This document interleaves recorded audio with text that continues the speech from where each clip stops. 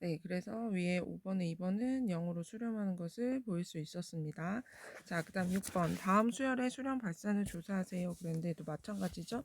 얘는 위의 차수가 크죠. 이 경우에는 전체 양의 무한대로 발산합니다. 그 다음에 얘 같은 경우는 요런 2차 함수, 요게 음수니까 위로 볼록인 2차 함수 생각해서 n이 어디서 출발하든 얘는 마이너스 무한대로 가는 거 알 수 있긴 한데 얘 같은 경우는 최고차항으로 묶어보라고 했었어요. 그래서 이게 n제곱으로 묶어볼까요? 그러면 마이너스 2, n분의 4, 그 다음에 n제곱분의 2 이런 식으로 묶을 수가 있었어요. 네. 그러면 이 뒤에 것이 뒤에 게 마이너스 1로 수렴하고 얘는 양의 무한대로 발산하기 때문에 전체는 음의 무한대로 발산한다 이렇게 알 수 있습니다. 그 다음에 7번 수렴하는 수열 AN에 대해서 수렴하는 두 수열 AN 두 번 곱한 이 AN 제곱도 수렴하죠. 그 다음에 얘도 수렴하죠. 얘도 수렴하죠. 그래서 각각을 다 쪼개서 리미트 AN은 우리가 만약에 알파라고 얘기를 한다면 할 수 있는 이유가 수렴하는 수열 AN이라고 했기 때문에 그러면 얘 자체는 어떻게 되냐면 알파 제곱 마이너스 2알파 플러스 4가 3이라는 것을 얘기할 수 있습니다. 이 조건 때문에 가능한 거예요. 그래서 알파를 계산해 주시면 얘는 알파가 1이 돼서 리미트 AN은 1이다 라고 얘기할 수 있게 되겠습니다.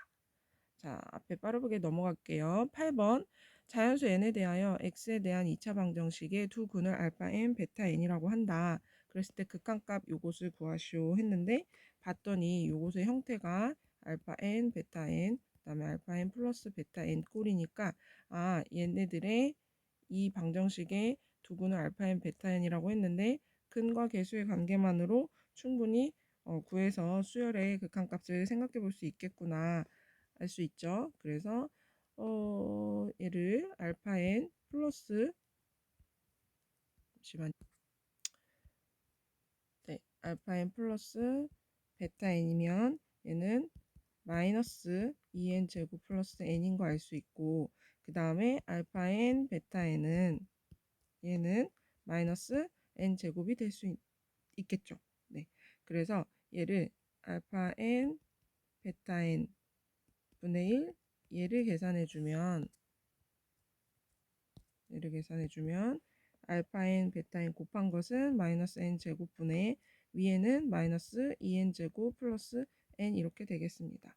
그래서 얘는 극한이 어디로 수렴하느냐 2로 수렴한다는 것을 알 수가 있겠습니다. 원래 리미트 기호 다 써서 필기해 줘야 되는데 선생님이 이렇게 간단하게 하고 넘어갈게요. 그럼 뒷페이지로 가봅시다. 자, 그 다음에 요것의 극한값을 구하라고 했는데요. 얘를 봐주시면 요게 1차식으로 보면 안 된다고 했죠. 얘는 2차식으로 보시고 2분의 n 플러스 1이라고 형태를 구한 다음에 시작해 주는 게 좋고 위에 것도 마찬가지예요. 이 같은 경우는 우리 수학 1 시간에 공식 열심히 외운 거 있죠. 6분의 n 플러스 1, 2n 플러스 1 요거 배운 적 있죠. 그래서 요 식을 조금 정리를 해 주신 다음에 뭐 n 플러스 2 요런 애들 다 정리를 하고 요거 3이 되겠죠. 그러면 3n분의 3n분의 2n 플러스 1만 남겠네요. 그럼 얘는 위아래 차수 같으니까 최고차항 계수의 b 3분의 2로 수렴한다는 것을 알 수 있습니다. 자, 10번에 극한값을 구하라고 했는데요. 요거 보고서는 바로 진동 발산하지 않기로 했죠. 얘 같은 경우는 네, 마이너스 1의 n제곱이랑 2n 마이너스 1이지만 얘는 0으로 수렴하거든요. 요 밑에 차수가 더 크기 때문이에요. 분모의 차수가. 그래서 혹시 보여보고 싶으신 분들은 이렇게 한번 보여보시면 마이너스 1의 n제곱이 붙어 있지만 나머지 것들이 어디로 0으로 다 수렴하기 때문에 전체 극한은 0으로 수렴한다라는 것을 알 수 있습니다. 다음 수열에 수렴 발산 조사하고 수렴하면 그 극한값을 구하라고 했는데요. 등비수열 섞여 있는 형태였죠. 분모의 그 절대값이 가장 큰 항으로 분자분모 나눠보라고 했는데 4분의 5의 n제곱 그 다음에 4분의 4의 n제곱분의 1 이렇게 할 수 있는데 얘는 0으로 가지만 얘가 공비가 1보다 크기 때문에 얘는 전체 양의 무한대로 발산한다 이렇게 생각해 주시면 되고 얘 같은 경우는 마치 요 위에서 최고차항 계수의 비로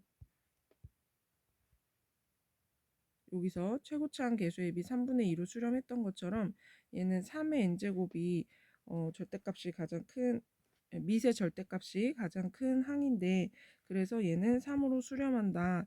바로 여기 3이 곱해져 있으니까 3의 n에 3 곱해진 형태잖아요. 얘가 그래서 그렇게 가도 되고 아니면 그냥 또 나눠 보셔도 돼요. 3분의 2의 n제곱 그러면 위에 나누면 3만 남겠죠. 그럼 얘가 0으로 가니까 전체는 3으로 간다. 이렇게 구하셔도 됩니다.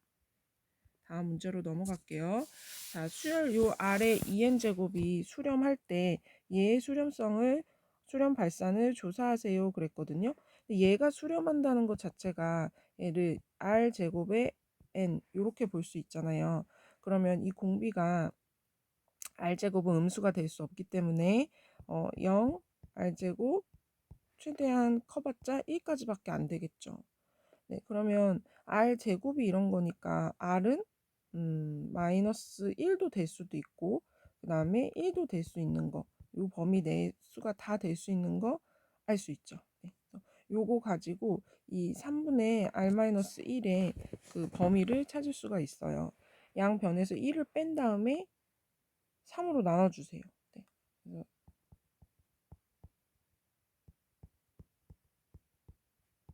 부동호 방향은 바뀌지 않겠죠.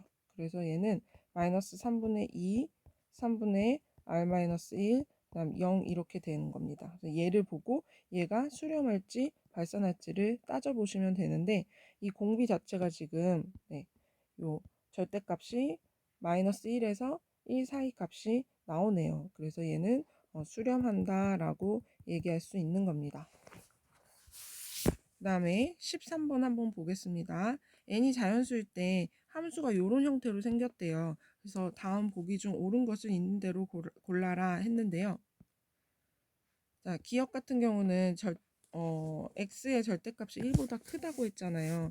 그러면 fx는 x 2n 플러스 1분의 x의 2n 마이너스 1인데 얘를 이렇게 쓸 수가 있어요. 이렇게 형태만 같은 식인데 형태만 이렇게 쓸 수가 있죠. 그러면 얘는 x의 절대값이 1보다 큰 상황에서는 x의 2n제곱이 양의 무한대로 발산하기 때문에 1 플러스 바로 여기서 가도 되고 최고차항 요거의 개수의 비 얘를 바로 가도 되고 아니면 나눠보고 싶으신 분들은 나눠보시면 얘만 남고 이렇게 되겠죠. 그러면 이 밑에가 무거우니까 0으로 가고 0으로 가서 얘는 x분의 1만 남습니다. 네. 그래서 fx의 값이 항상 0이라는 것은 틀린 말이죠. 네.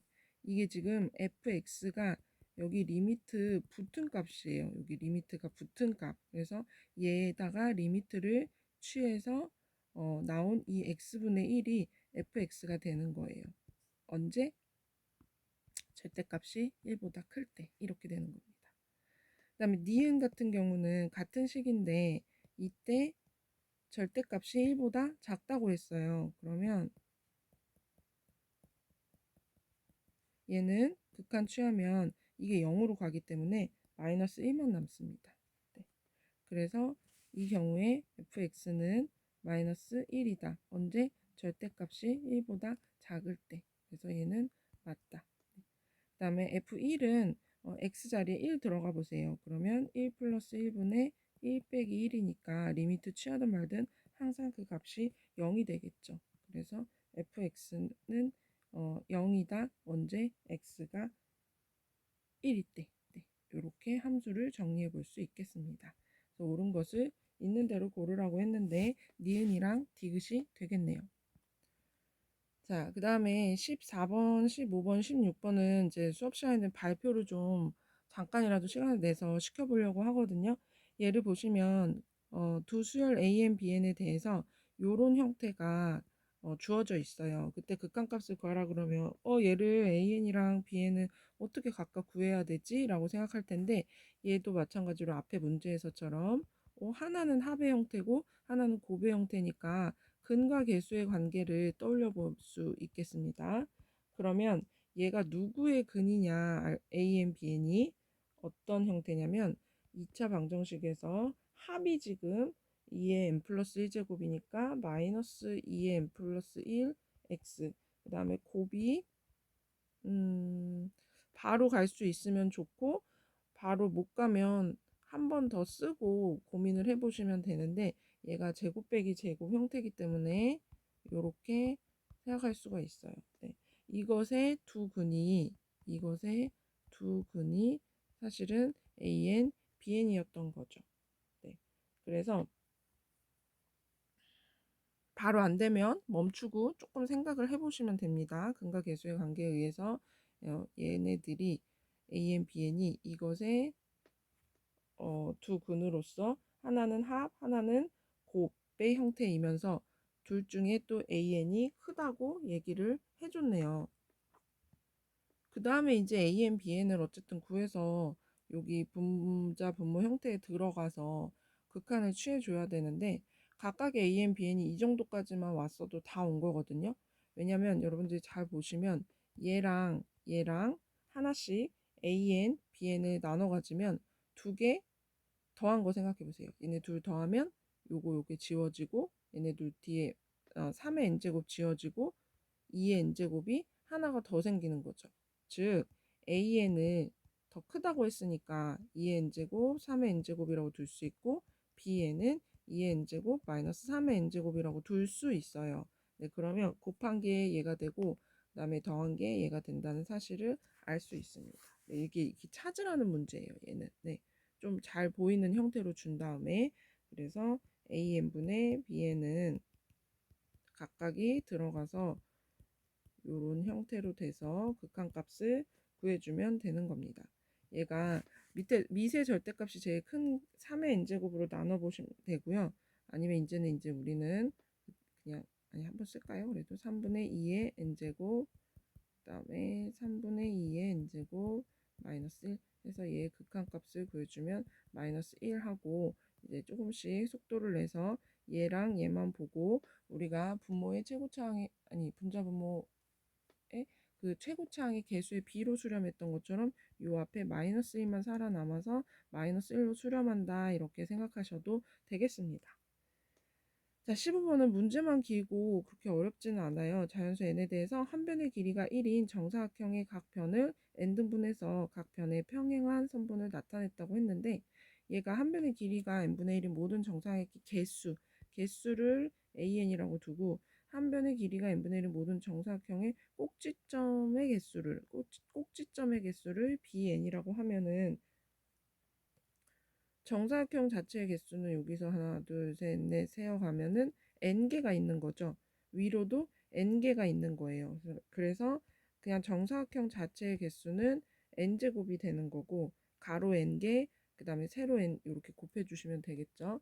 그 다음에 이제 꼭지점의 개수를 셀 때는 조금 유의할 게, 여기 꼭지점, 꼭지점, 꼭지점, 꼭지점, 꼭지점. 그래서 정사각형 개수보다 정사각형이 전체 n개였는데 정사각형 개수 여기 오른쪽만 셌을 때 n이 되겠죠. 꼭지점은 요 끝에까지 다 세야 되기 때문에 n 플러스 1개가 돼요. 마찬가지로 이쪽에서도 꼭지점이 요렇게 세어나가면 정사각형 개수보다 꼭지점의 개수가 하나 더 많은 것을 알 수 있어요. 그러면 여기 꼭지점 세보면 요 줄에서 n 플러스 1개인 거고, 그 다음에 요 줄에서도 마찬가지로 꼭지점이 n 플러스 1개가 나오고, 여기서 또 n 플러스 1개, 여기 해서 다 n 플러스 1개 이렇게 쭉 됩니다. 그래서 꼭지점의 개수는 n 플러스 1의 n제곱개가 되는 거예요. 세보세요. 여기서 요 줄에 n 플러스 1개, 요 줄에 n 플러스 1인데 이 전체 줄에서도 세보시면 다 n 플러스 1개예요. 전체. 네. 그래서 bn은 n 플러스 1의 제곱이 됩니다. 그래서 n분의 bn 구하라고 했는데 n제곱분의 n제곱 플러스 2n 플러스 1이라서 얘는 n이 무한대로 갈 때 어디로 갈까요? 네, 1로 가는 것을 알 수 있습니다. 네. 자, 오늘의 마지막 문제입니다. 자연수 n에 대하여 점 2n, 0을 지나고 원 이것에 접하는 직선의 y절편을 an이라고 하자. 이때 극한값을 요 식에 대한 극한값을 구하라고 했는데요. 이런 상황을 그릴 수 있는 거는 그려보면 더 도움이 되겠죠. 그리기 더 어려운 경우도 있기는 할 거예요. 그래도 일단 그려서 파악을 해보시면 좋을 것 같아요. 지금 원이 n 마이너스 n 그냥 n 마이너스 n 이렇게 되고 이런 상황인 거죠. 그때 자연수 en에 대해서 2n,0을 지난다고 했는데 얘를 그런 직선을 우리가 지금 생각할 거고 접하는 상황이고 직선의 y절편을 an이라고 한대요. 직선의 y절편을 an이라고 합니다. 이때 극한값 이걸 구하라고 했으면 이 문제에서의 핵심은 뭐냐? 목표를 잊으면 안 돼요. 목표. 지금 얘를 구해야 되니까 우리가 목표를 an 구하기로 잡아주시면 되겠습니다. 얘 구하기로 잡아주시면 돼요. 이 상황에서 우리가 다음에 뭘 건들 수 있을까요? 지금 표시할 수 있는 건 다 표시했는데 단번에 얘가 y절편이 an이 한 번에 구해지지 않으면 일단 잘 모르니까 식을 끌고 갈 식을 하나 가져와야겠죠. 얘를 기울기를 모르지만 지금 x절편을 알고 있는 상황이기 때문에 기울기를 m이라고 두고 x 빼기 2n 이렇게 네, 직선의 방정식 세울 수 있죠. 직선의 방정식을 세우고 나면 자, 이 직선의 식에서 m만 구할 수 있다면 우리가 m만 알면 그러면 이 식 전체를 알게 되는 거니까 y절편을 찾을 수 있게 되는 거죠. 그래서 찾아서 이 자리에 넣어주면 극한값, 그러니까 n에 대한 식으로 표현해주면 된다라는 것을 알 수 있을 거고 지금 기울기가 음수인 것까지도 우리가 파악할 수 있어요. 네. y절편이 지금 0보다 큰 경우라고 했기 때문에 그러면 이제 우리가 안 쓴 조건 네, 얘가 접선이라고 했으니까 접선, 원의 접선을 생각해 주시면 원의 중심부터 이 직선까지의 거리가 mx-y-2mn은 0 이것의 거리가 뭐랑 같다? 반지름 n과 같다라는 것을 이용해 주면 되겠죠. 네. 두 점과 직선 사이 거리 구하는 공식 쓰시면 됩니다. 거리가 이렇게 돼요. 그래서 이 식을 정리해주면 이제 넘기고 양변 제곱해주면 4m 제곱 n제곱은 n제곱 m제곱 플러스 1이 돼요. 그래서 식 3n 제곱 3n 이거 지워지네요. 3m 제곱은 1이라서 m은 플러스 마이너스 나오는데 네, 음수만 된다고 했기 때문에 m의 값이 이렇게 잘 나와줍니다. 그래서 an이 구해졌어요. 네, 이렇게 보시면 돼요.